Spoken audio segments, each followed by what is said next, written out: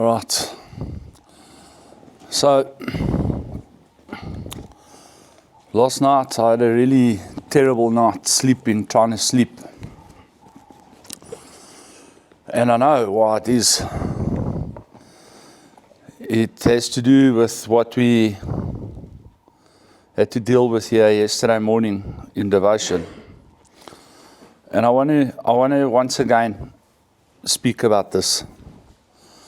Because it seems that it doesn't matter. Well, then maybe I shouldn't speak about it, because it seems that it doesn't matter what we say, what we try and teach you, what we do. You just continue, some of you, many of you, in your same patterns, your exact same patterns. And I want to speak about yesterday, because yesterday we went through a whole thing here in devotion yesterday morning, after devotion. Because, when you see something, you see it with your eyes, right? And it's the same with our faith. When you've seen something with your eyes, in other words, you know something to be true, all right? Okay? So if I said to you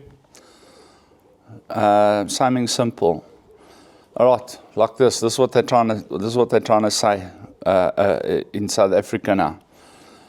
There are no corrupt policemen in South Africa. Why are you laughing?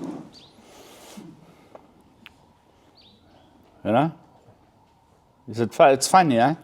Why is it funny? How do you know it's not true? I didn't see it. I didn't see it. So how can it be true if I didn't see it? But then I didn't see no effects of it. Where is the effect?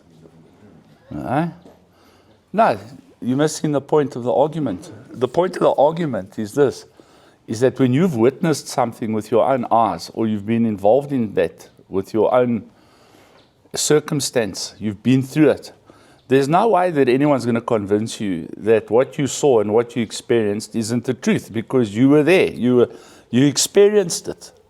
It happened to you. You understand? And the more people try and tell you that what you experienced is a lie, is fake, when you know it to be true, the more upset you're going to get. This is the reason that we've got a lot of things going on in our country. Our issue in our country, our number one issue in our country that's creating all the problems here is corruption. And corruption is born from what? Lying. What?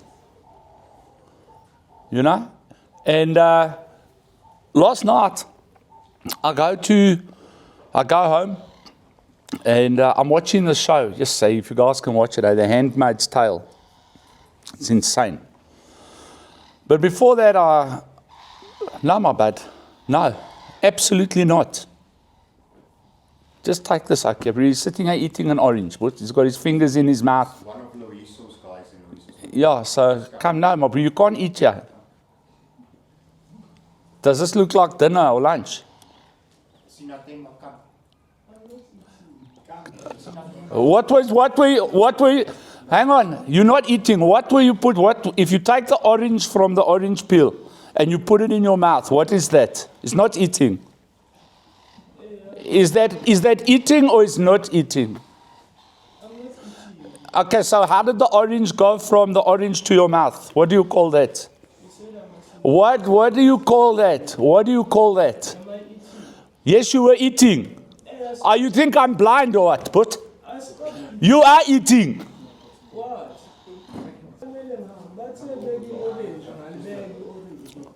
You see what I'm talking about? This is exactly what I'm talking about. What?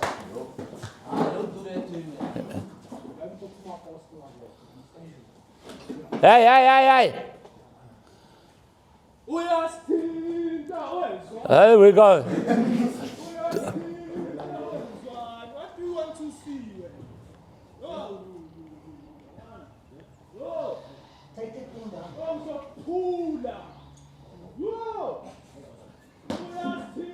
down. Ah, yeah. We are kings away, man. Oh, come on. Yo. Yo. Yo.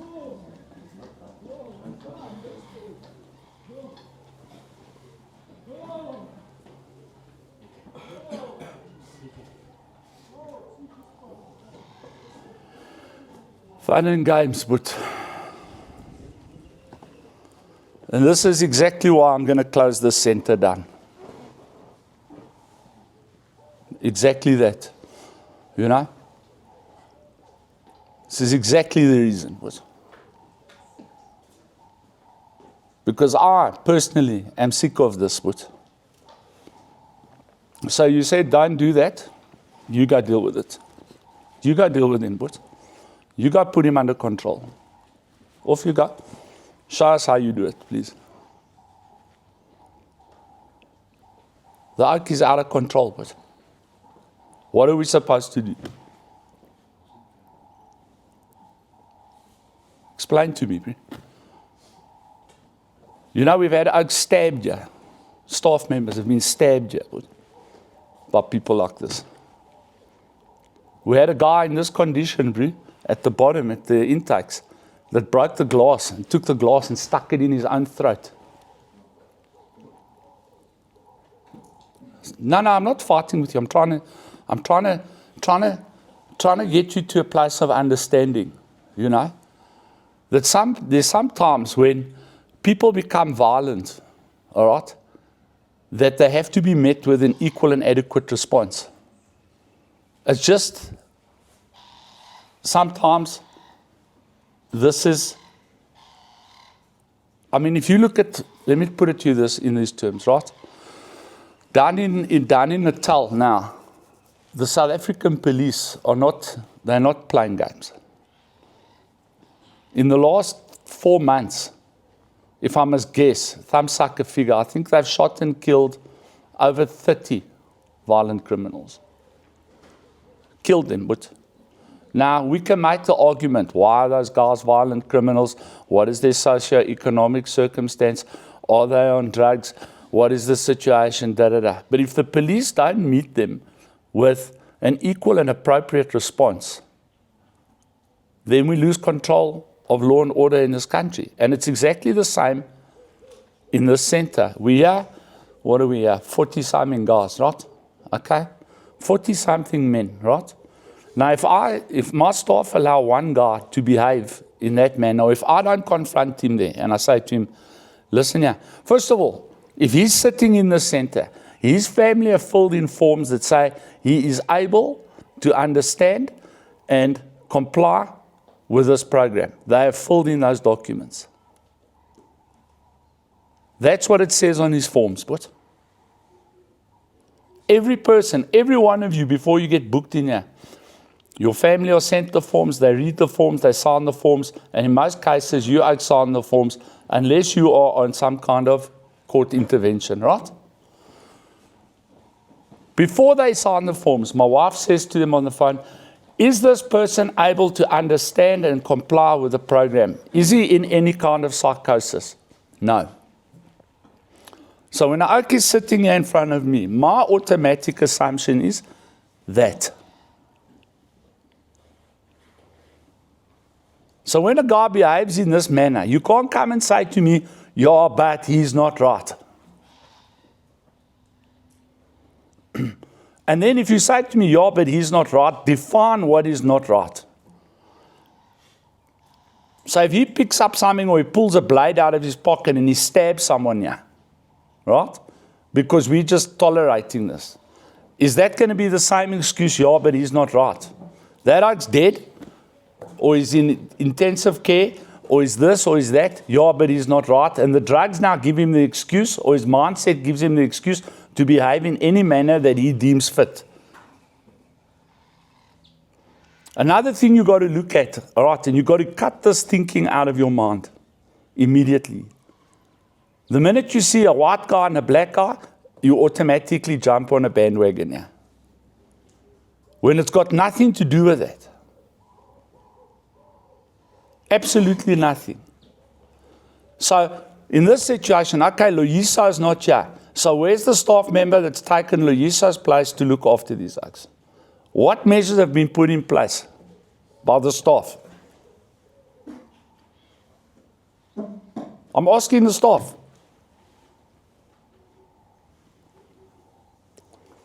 If you know that he's in this type of state, why have you brought him to devotion?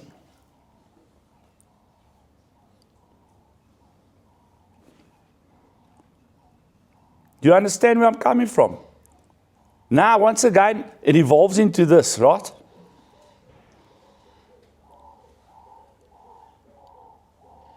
And now everybody's up in arms.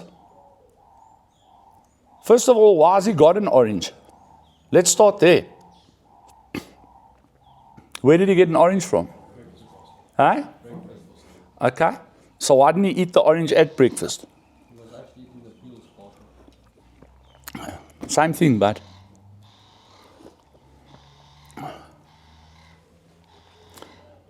And this is how it goes in life.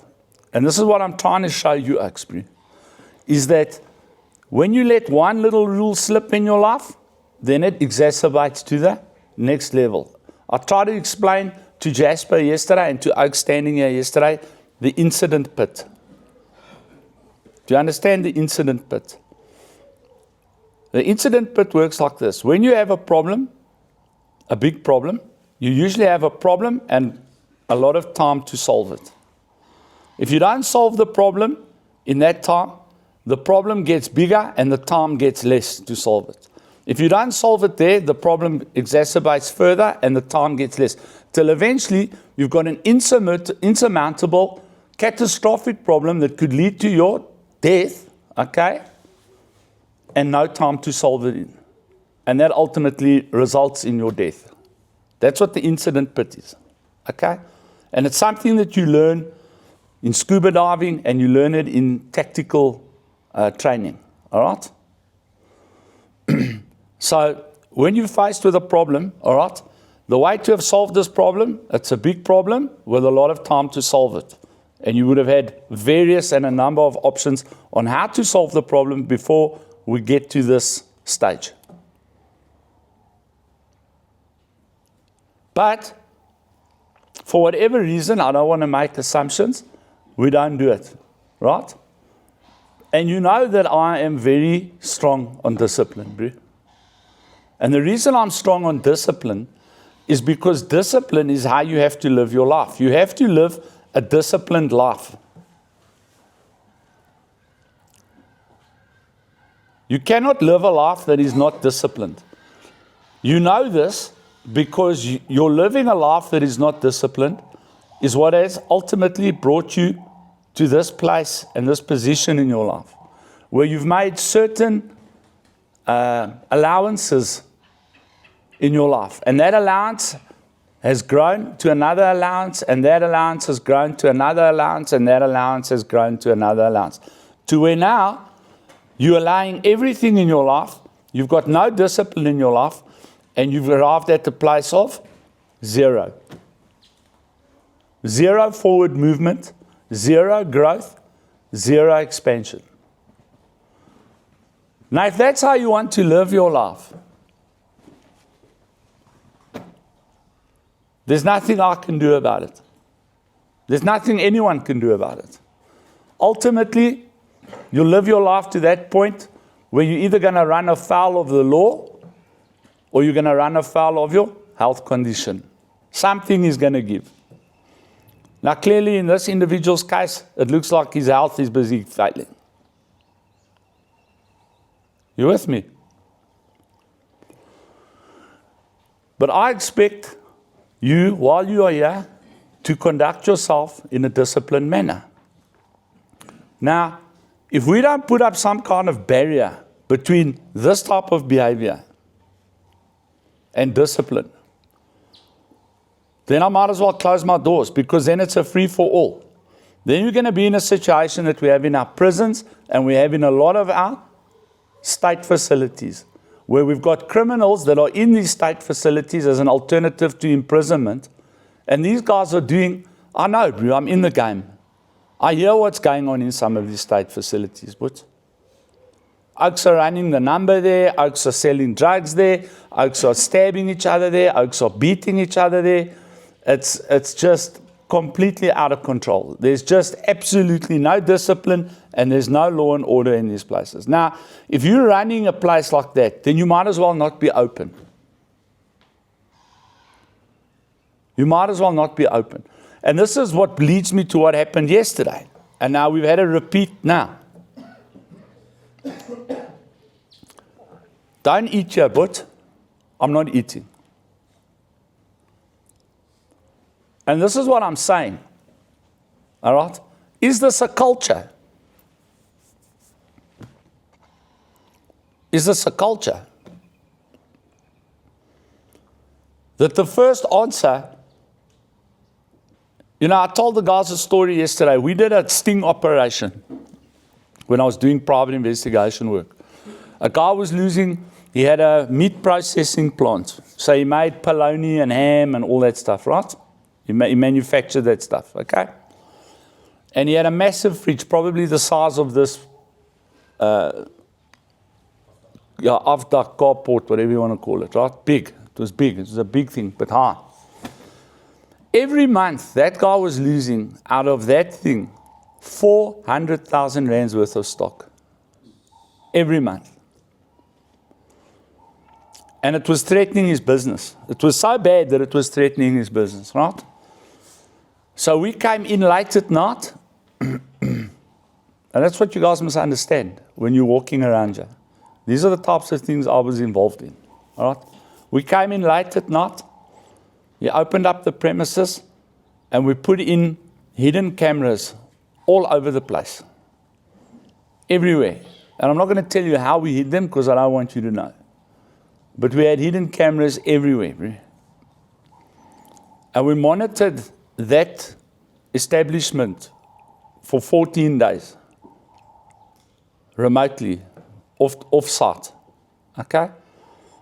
And we saw exactly how the entire syndicate was working, all right?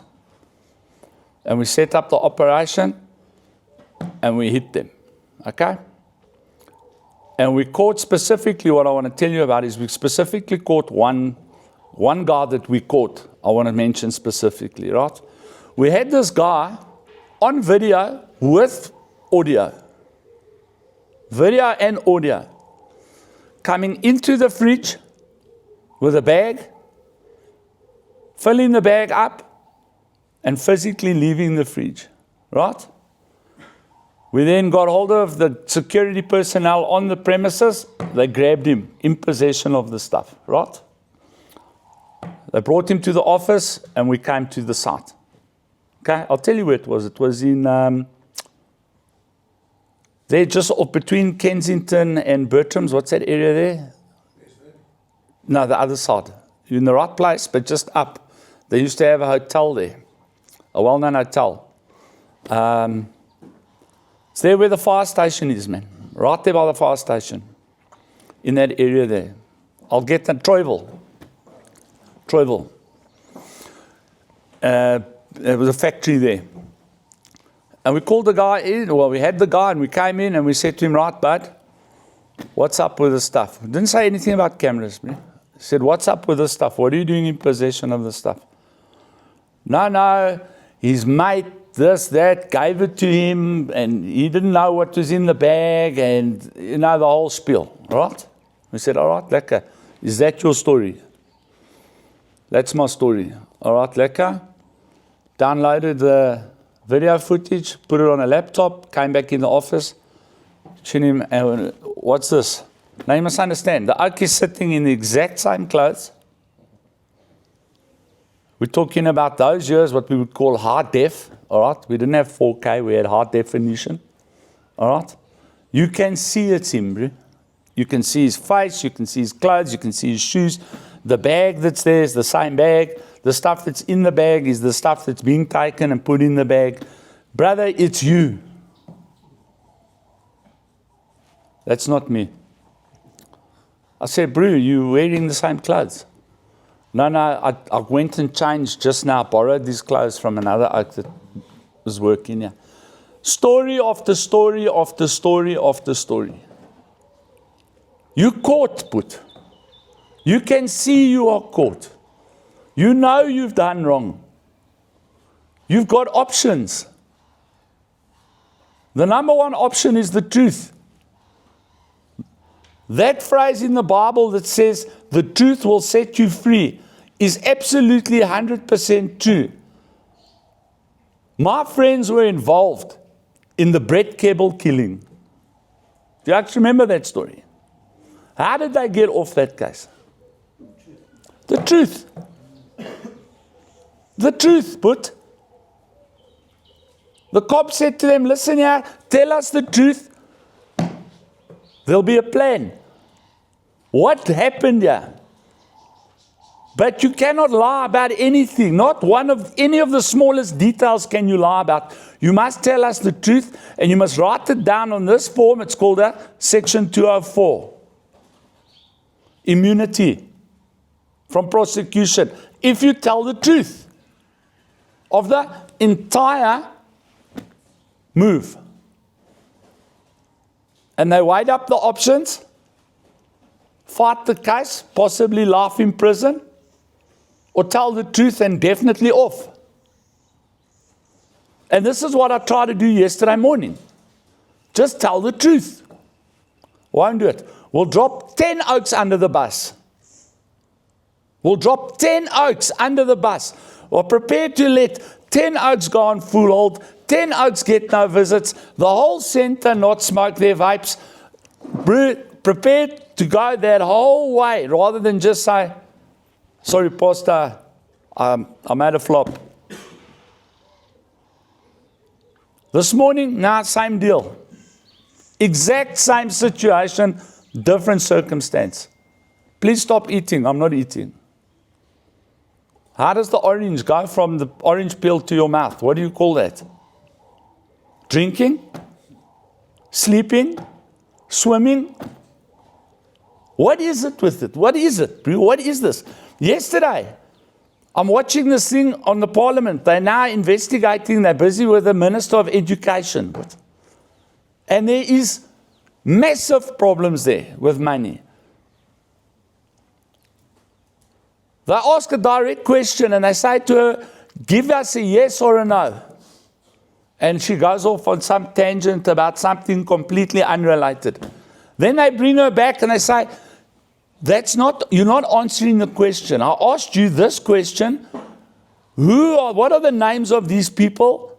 All right?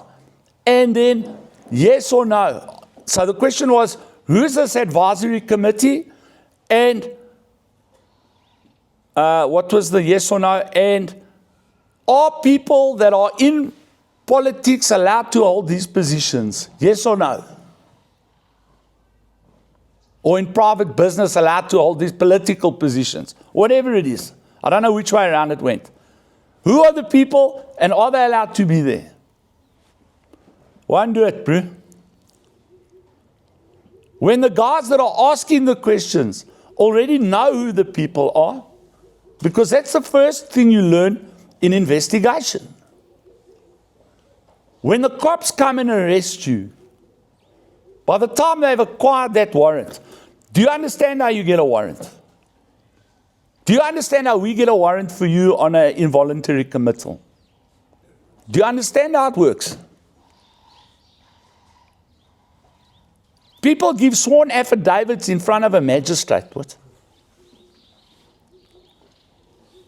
The social worker interviews those people. He then compiles a social worker's report based on that. That social worker's report with those affidavits are then presented to the senior state prosecutor. And the senior state prosecutor then decides whether there is merit here for a warrant. Now, it's the same in a criminal investigation. Let's say I committed a fraud, a fraudulent transaction. Let's say with a credit card, right? The person that I bought the stuff from realizes this is a fraudulent credit card. There's no money, whatever the case may be, or the money is fraudulent, whatever it is. They then go and open a case. Let's say it's a retail store. They go open a case of fraud. Right? That docket then comes in front of a guy, a detective, who specializes in fraud.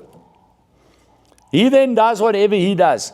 He goes to the banks, he pulls the machine's IPs, he checks exactly what's going on there, what transactions were done, what the card was. He got the card, he takes the card, he lifts fingerprints off the card, he puts the fingerprints through the system, he checks where the match is, it comes up on you.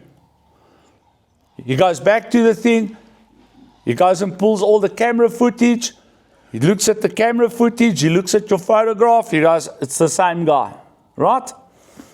He puts all of that in writing in a thing called a docket. And he then goes to the senior state prosecutor, who then peruses that docket to see if there's a prima facie case. In other words, is there a case that has a reasonable chance of successful prosecution? And is this person identified to the point where we are, according to the Constitution of South Africa, allowed to inhibit his movement through arrest? Arrest is a big thing in this country. You can't just arrest people willy-nilly. Right? You have to have proof. But they go through it. If the senior state can't make the decision, they refer the docket to the National Prosecuting Authority in Pretoria. But they then read the docket. They then send it back, issue a warrant for this person's arrest. They issue the warrant. The cops come here. They arrest me. Do you understand how much evidence they've got before they arrest you? What? You guys sit in front of the cop. Listen here. The cop starts interrogating you. This, that, all the rest. And you sit in there lying through your bumhole. What? Do you think that policeman is asking you questions he doesn't know the answers to, man? And the more you're lying, the more he's writing it down. And so what you're doing is you are proving mindset. You are a dishonest individual. And this crime was committed by a dishonest individual. Very often now they even record those interviews, even in South Africa. Because they don't want to get to court and you come with stories that you were assaulted and you were tortured and all of that stuff that, you know, we like to throw in court. They record it. Then they say to you, would you like to make a statement? No? No problem? Yes? Whatever the case may be. You go to the cells, and then you must go prove your case in court. And many times, the case is strong enough that you don't even get bail. They won't even let you out. And you go sit in a waiting trial, they're lekker. But this is the situation that we're in. Why is it that when it's very, very clear what has happened, and everyone can see what has happened, and there's eyewitnesses that are saying that is what happened, I'm talking about here, do you still maintain the lie? Who taught you that? Where did you learn that mindset? Where did you cultivate and develop that mindset? In other words, not only did you lie, but you became proficient at lying. Do you know that there's men sitting here now that are so proficient at lying that they're sitting here now still lying to themselves to the point where they're believing their lies that they're telling themselves? One of the main ones here, we talk about it in Celebrate Recovery, denial. I don't have a problem. You're telling yourself a lie, but. And worse than that, you're believing the lie. There's guys sitting here, they call them pathological liars, bro. That as they're telling you the lie, they believe 100% that what they're telling you is the truth. They've already, before they tell you the lie, they've convinced themselves it's true. So that when you catch them in the lie, they still maintain truth, that is the absolute truth, because they've convinced themselves. Now, if that is you today, I want to tell you, son, you are in big trouble. You are in very, very big trouble. Not with the law, not with us. You are in big trouble in life. In life. Hey? Oh, yeah, I'm going to get to that now.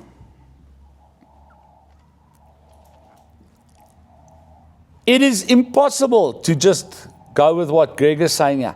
It is impossible to lie to God. Impossible, really. So after you got away with a lie with the individual, you got away with a lie in court, you got away with a lie at ShopRite where they caught you stealing blades, you got away with wherever you got away with that lie. Understand that tonight, when you go, wherever you go, and you're in your quiet space and you're alone, there's two people that still know that you lied. You know, and God knows. And this is something that South Africa as a whole has got a major problem with. In general, that lying is no longer lying, it's just a format of speech. Lying is only lying if we get caught lying. Stealing is only stealing if we get caught stealing. And even when we get caught, we tell more lies to cover the lie, and we tell lies to cover the stealing. When everybody, I said it yesterday after devotion when I was standing here, everybody in the country can see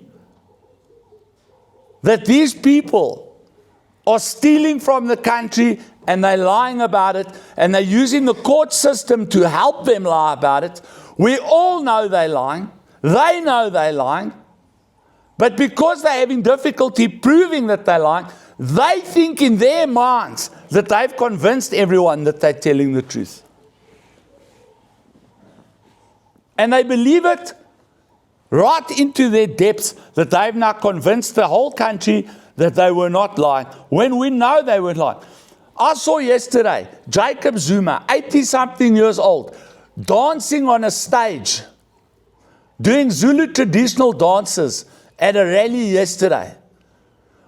And 3 years ago, he had to be released from prison because he was too old and he was dying. He was released on a medical parole after spending, I think, a couple of days in jail for defrauding this country. All right, the thing that convicted him on was contempt of court. But the real reason they try to get him on at least something is because him and his mates have stolen. This is what an economist, and I want to say this, a black man from Wits University has done a study over the last 20 years of what has happened to the economy in South Africa, and he has proven that 1 trillion rand, 1 trillion rand, give or take a couple of billion here or there, all right, has been in the hands of the same 100 people for the last 30 years. Stolen from this country. 1 trillion.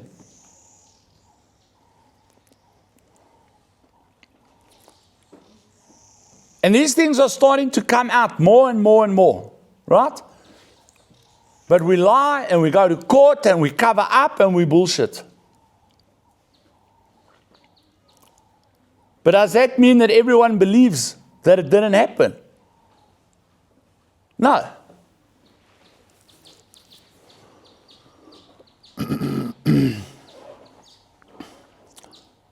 I ask this question all the time. How do you, as a human being, how can you classify yourself as a human being? In other words, a biological entity with feelings, like this man displayed feelings. And on that sense, I'm happy that he did that. His immediate response was, help. He got hit with compassion right there. But sometimes compassion gets in the way of logic, unfortunately. It's like, I always use this example. Let's say you got a 2-year-old child, okay, playing with his cars on the center line of the R82 highway. Are you going to stand on the side of the road and beg the child because you don't want to hurt his feelings or possibly scratch him or in some way injure the child, all right? But there's cars, but you know how it is. And you're going to stand there and beg the child to come to the side of the road, your own child, okay? Or you're going to run into that road and pull that child out of there to save his life. And give him a hiding. Some people would say yes, give him a hiding. Other people would say, oh, you're going to traumatize the child for the rest of his life, and blah, blah.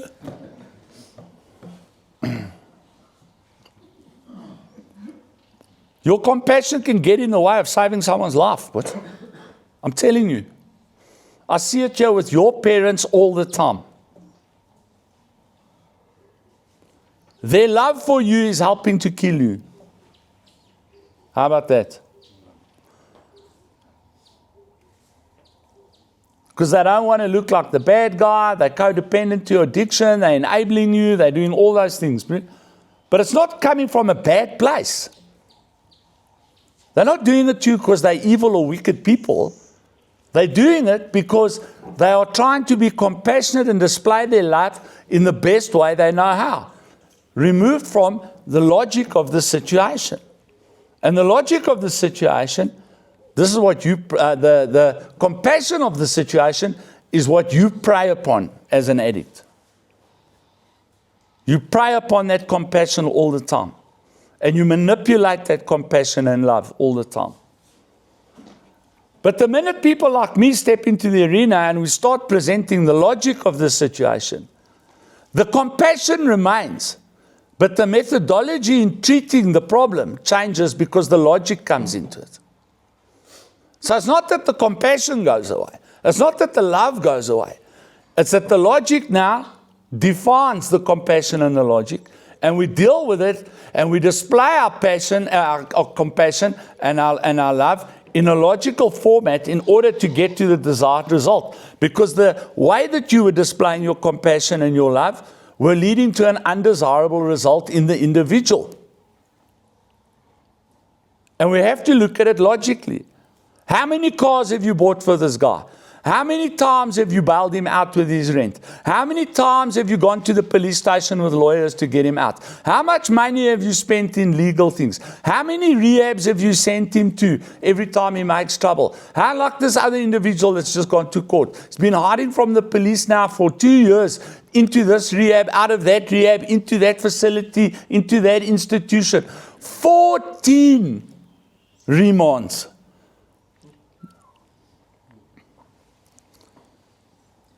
We organized the last remand, the last time he was supposed to go. Until today. And the court, we said to the court, we sent another message to the court last week and we said, listen, he's still busy with his treatment. They said, we don't care. We don't care. We've given him enough time, 14 remands. 20-something months this case has been running. He will be in court or we will issue a warrant for his arrest. So what am I saying with that? Eventually, you are going to have to deal with it.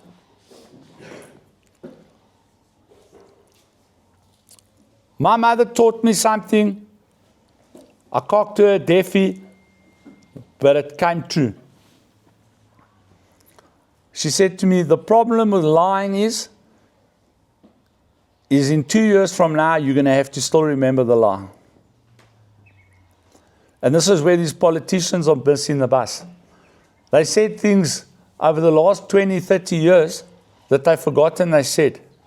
And now, with the speed that the internet is growing and podcasts and what do they call us? independent journalists who are trying to get views and earn money on these platforms are now doing the investigating themselves. So where you had the Star newspaper, the Sunday Times, these investigative journalists that were employed to do it, and they could only handle so many cases like Carte Blanche and Devi and these types of people, right? Who do a sterling job, I just want to say, right? Daily Maverick, these types of people, these guys from Ground Up that exposed that Tabu Bester thing, brilliant investigative journalists, but they can only handle this much workload. And so a lot of stuff used to slip through the cracks because by the time the journalists get on it, the cover-up has been effected, right? Now, you've got potentially millions of people doing that job because they're trying to grow their channels. You understand? So you've got these guys like that guy from The Morning Shot, you've got Ronaldo Gous, you got that Colonel Chris Wyatt from America, you got overseas, you got Dave Rubin, you got Douglas Murray, you got Tucker Carlson, you got all these people, bro. Yeah, in South Africa, you've got Biz News, you've got, bro, there's thousands now. And everybody wants to get their face on there, and the way to do it is to expose crime and corruption and to bring things to the public's attention that the public are going to be shocked by. It must be shocking for it to get traction, right? Like when we went and did that Hillbrow thing. When we did the Hillbrow thing and I put it out there, bro, on TikTok, those snippets are still running, bro. One is nearly at 300,000 views, which for a pleb like me sitting here in Didier is massive. I'm not Joe Rogan. Joe Rogan gets 300,000 views in the first 45 minutes of his show being aired, depending on who he's got there, right? But there's millions of me's out there now. Digging, scratching, checking. And these guys are on the internet all day looking up old videos of what did he say? When did he say this? What has he done about what he said he was going to do? What promises have been fulfilled that were promised that were never fulfilled? What has happened to that money that we heard about?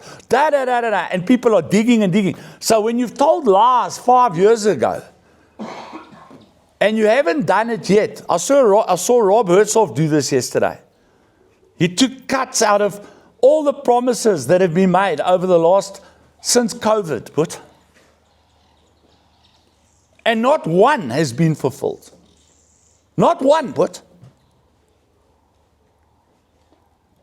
And now these people must say, what's happening? Because he's got a voice. He's got a big voice. So now he's aired it. Now all the investigative journalists climb on it and they start digging. Each oak will take one of the things he mentioned. Each newspaper will figure out which one they want to do, which one has got the most potential at selling newspapers. And they'll start digging. And when they dig, they're going to dig. Really? How do you think this Gupta thing came out? What? Investigative journalism. What?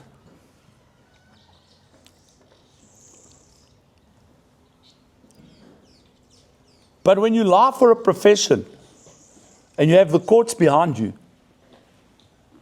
that's a problem. You've got a choice to make, brother. Are you going to live as a liar? Or are you going to live as a truth bringer? You must make that choice, bud. And not, like I said to you the other day, your subjective truth. What you think the truth is or what you think the truth should be. No, the actual truth. Quickly read you some stuff and I'm going to call it. Nice short one today. And I'm telling you, bro, more and more people like me, let me tell you something. More and more people like me in the rehabilitation game are coming to this mindset and this thinking. If they cannot make money off you, they're going to close down their rehabs. Because more and more, as the drugs are getting worse and worse, cheaper and cheaper and stronger. And the drugs are doing more and more damage to people. More and more people that were looking at this as a business venture are saying, well, if I'm not making X amount of budget and profit per year, I'm not doing it anymore to help people just because of my Christian views, just because of my humanitarian views, just because of this view or that view. Why? Because of the type of behaviors we encounter in these places day in and day out. Is it worth doing this for humanitarian reasons when out of 45 people, statistics tell me 2 will recover? 2 out of this group. That's what stats say. 2 to 3. So in other words, 4 to 7%.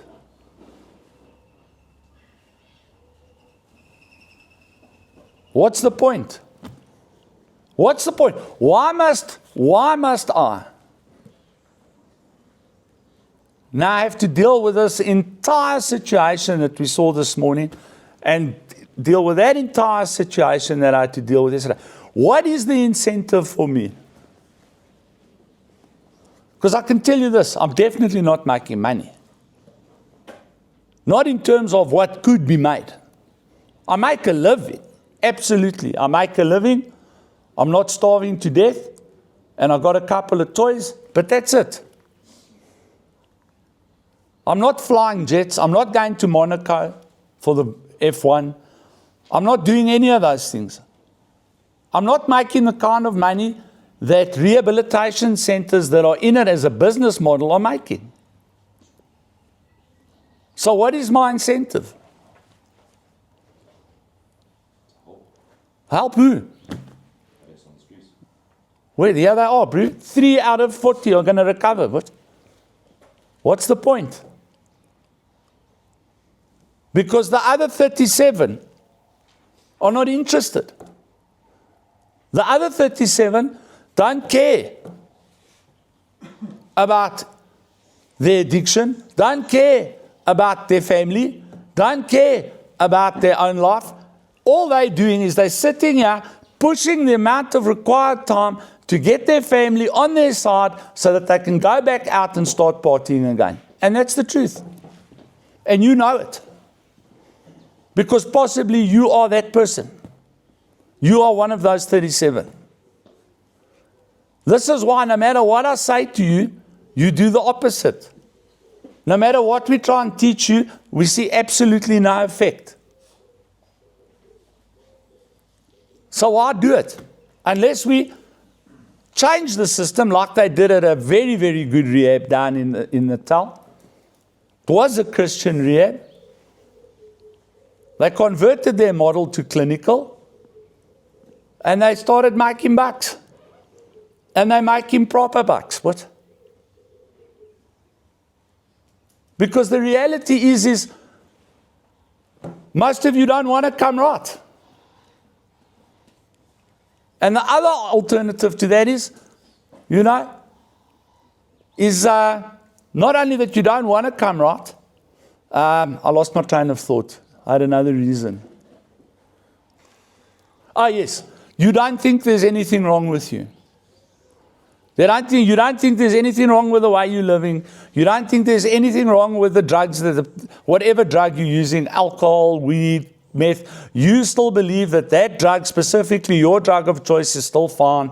There's no issue with that. You can't understand, you can't make the connection between the jail and the nightclubs and the drug use. You can't make that connection. You're sitting here as an alcoholic and you're telling people you're still going to go out and smoke weed. You're sitting here as a weed smoker and you're telling people you're still going to go out and have a dope. You don't think there's a problem. There's no problem. Kunrad went and did an intervention with JP in Secunda the other day. That came into my office after that intervention. You don't even know, Ruth. It's the first time he's ever seen anything like that. He came into my office after that intervention. He closed the door. He sat down. He didn't cry, but I thought he was going to cry.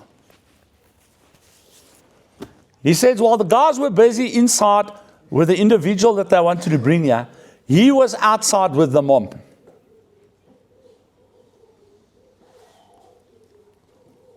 And he says, for the first time in his life, he realized what damage he'd done to other people as an addict.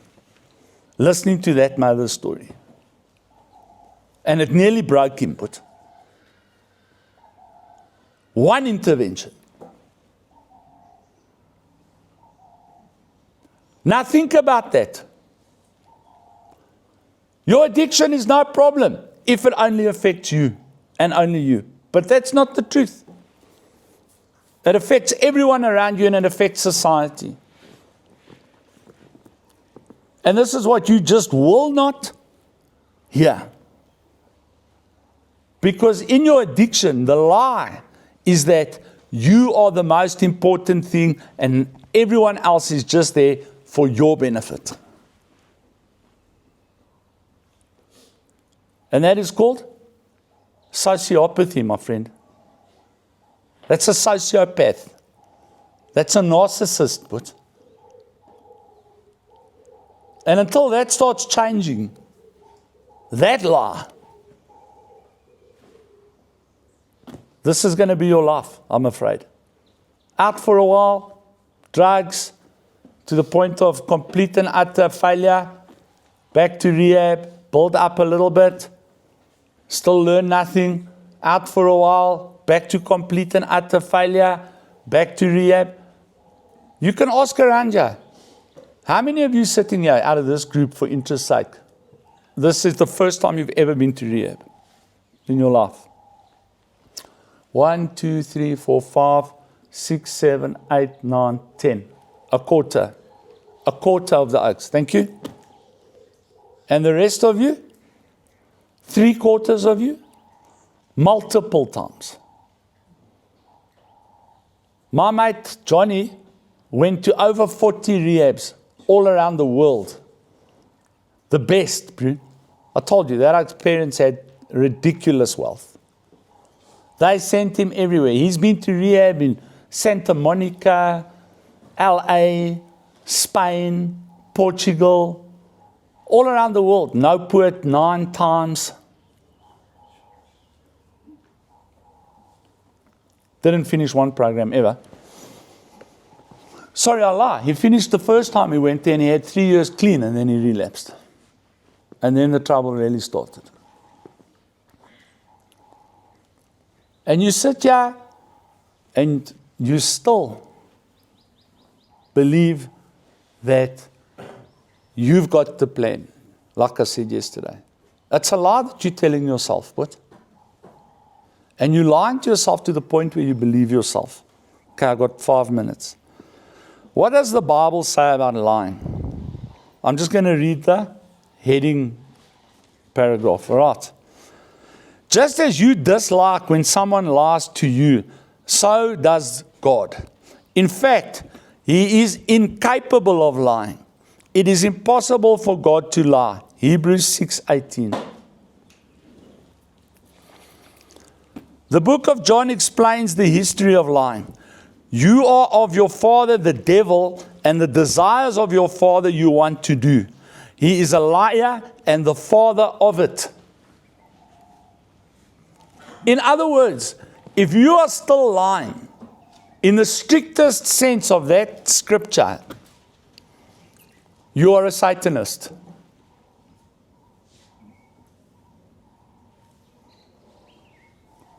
Do you want me to give you the strictest definition of Satanism? Huh? Anyone who is not of God. In other words, if you are a non-believer, you refuse to accept God, you are a Satanist, because there's only 2 sides to the coin. You're either in God's team or you're in the devil's team. Therefore, if you're not in God's team, you are in the devil's team. You are a Satanist.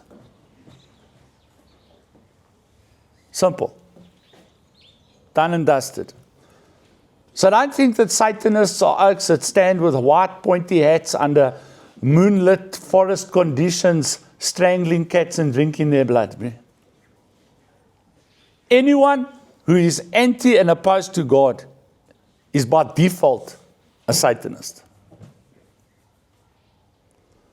When you go and speak to Satanists, confirmed Satanists, they will tell you exactly what they mean when they say they are Satanists.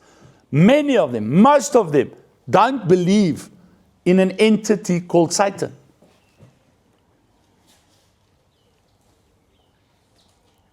They just don't believe in God. Satanism. And they promote an anti-God agenda. Go look it up. The strictest terminology of the Church of Satan in America, who head up the Satanistic movement. And go see. They don't pray to the devil. Their mission is just to attack religion. Anti-religion, anti-God, anti-Christ. Heard that term before, eh? Lying without repentance and forgiveness leads to the second death described in Revelation, which says, all liars shall have their part in the lake that burns with fire and brimstone, which is the second death. Revelation 21:8. All liars, what? That do not repent of their lies. Okay? Even lying in life or death situations is opposed, as the book of Matthew says. Do not fear those who kill the body but cannot kill the soul, but rather fear him who is able to destroy both the soul and body in hell. Your soul and salvation matter more than your body for you, and should not be traded for anything in this physical life. I've said it to you many times. You know, I got cornered at carte blanche for stuff that went down in Oakwood, right? And I had Derek Watts sitting opposite me. And Derek was asking me some very difficult questions, which I could have lied about. But I knew that there were a lot of people watching that program, that were in Oakwood, that would then identify me immediately as a liar. Regardless of whether they could prove it or not, if I ever bumped into those people in the street, they would say to me, you flippin' liar, but you know what happened and you lied about it. A. B, I was trying to get my life back together and I was doing quite well at that point. And so I didn't want to lie because I know that lying is part of addiction. And then C, and most importantly, God. God knows. And so when you asked me those questions, I told the truth. And I was called a liar by those that were involved with me in those things. Called me a liar, in order to cover themselves up. But every single person who watched that, who was there, knew that I was telling the truth. And those people that tried to make out like I was a liar, some of them went to their graves with people knowing that they lied through their teeth. And that gives me a certain sense of freedom. Because people still bring up that stuff from 25 years ago. And I say to them, didn't you see Carte Blanche times 2 episodes? One in 2006 and one in 2009. And I was on both of them. As the feature artist. Wasn't fun, eh? It was nothing to be proud of, I can tell you that. You know? Did you not see the court cases that proved alternatively? You understand? And did you not see that in all of it, I spoke the truth, 100% the truth. And I'm still speaking the truth about it. And that is why no one can condemn me, because they can't catch me in a lie about what happened there. You understand? Truth will set you free, but truth. If you are one of the 4 out of 40 here that want to recover, this is where you have to start, with the truth. With the truth. All right. Have a lekker day. All right.